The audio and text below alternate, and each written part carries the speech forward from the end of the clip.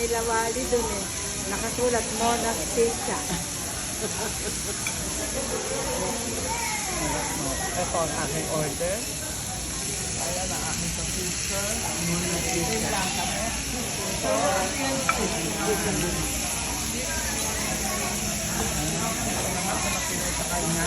Chicken and salmon. Pasensya na kayo, malabo ang aking camera dahil nagmo-mold siya.